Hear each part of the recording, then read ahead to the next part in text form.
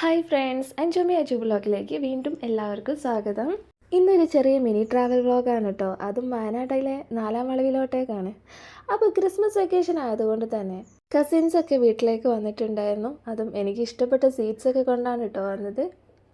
അങ്ങനെ welcome drink ഒക്കെ കൊടുത്തതിന് ശേഷം ഞാൻ ഉണ്ടാക്കിയ സ്പെഷ്യൽ ഐറ്റം ആയിട്ടുള്ള ഗ്രീൻ പീസ് എഗ് മസാല ഒരു ടേസ്റ്റ് ചെയ്തത് നല്ല അഭിപ്രായമാണ് കേട്ടോ പറഞ്ഞ് എല്ലാവർക്കും ഇഷ്ടപ്പെട്ടു. അപ്പോൾ ഇതിൻ്റെ റെസിപ്പി എന്തായാലും ഞാൻ അടുത്ത ദിവസം തന്നെ അപ്ലോഡ് ചെയ്യുന്നതാണ്. അപ്പോൾ പോയി കാണണം തീർച്ചയായിട്ടും. അങ്ങനെ ഞങ്ങൾ നൈറ്റ് ഫുഡൊക്കെ കഴിച്ചതിന് ശേഷം കഥ പറയലും ഗെയിമും കാര്യങ്ങളൊക്കെ ആയിരുന്നു. പിന്നെ നൈറ്റാണ് ഞങ്ങൾ പ്ലാൻ ഇട്ടിട്ടുണ്ടായിരുന്നത് മോർണിംഗ് വൈബ് ആസ്വദിക്കാനായിട്ട് 4-ാം വളവിലേക്ക് പോകാമെന്ന്.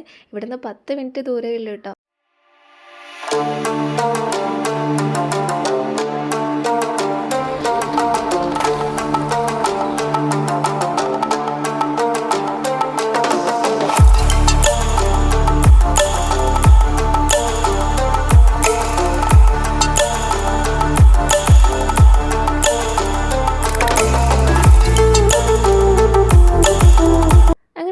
നമ്മൾ അടിവാരത്ത് എത്തിയിട്ടോ.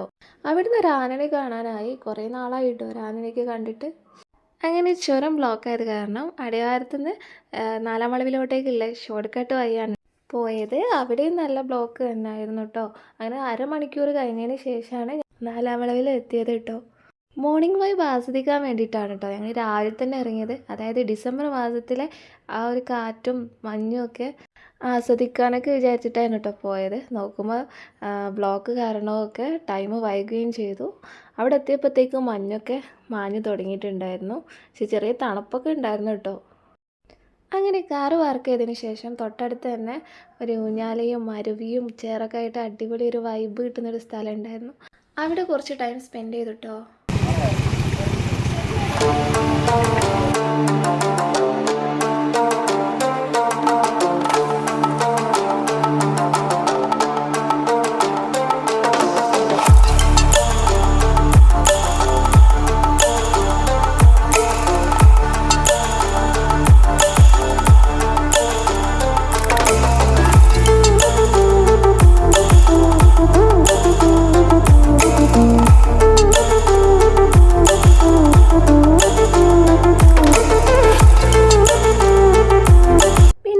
ചുരത്തിലെ മെയിൻ ഡിഷസ് ആയിട്ടുള്ള കാടമുട്ടയും ചായയും കുടിക്കാൻ കയറി.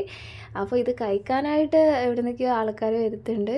അപ്പോൾ നിങ്ങളും വന്നിട്ടുള്ളവരാണെങ്കിൽ തീർച്ചയായിട്ടും കമൻറ്റിൽ അറിയിക്കണം കേട്ടോ.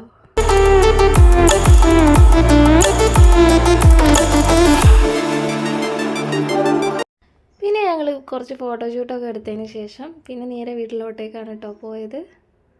അതും ചുരത്തിലൂടെ തന്നെയാണ് ഇറങ്ങിയത്.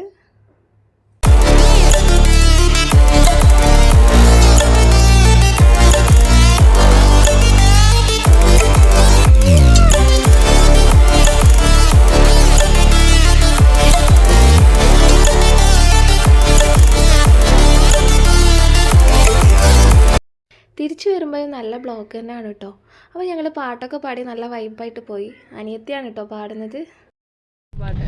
നൂറേ ജഹാൻ നൂറേ മോഹബ്ബത്ത് ദോനോ ജുടേ തുझसे पिया बादलिया जोगी मुझको कहो तुम ना मेरा इश्क सबसे जुदा ना मैं हो आशिक ना मैं दीवाना कह दो मुझे जो पिया. അങ്ങനെ ഫ്രണ്ട്സ് നമ്മൾ അടിവാരത്ത് എത്തിയിട്ടോ. അടിവാരം പള്ളിയാണ് നിങ്ങൾ ഈ കാണുന്നത്. അങ്ങനെ നമ്മൾ വീട്ടിലെത്താറായിട്ടോ.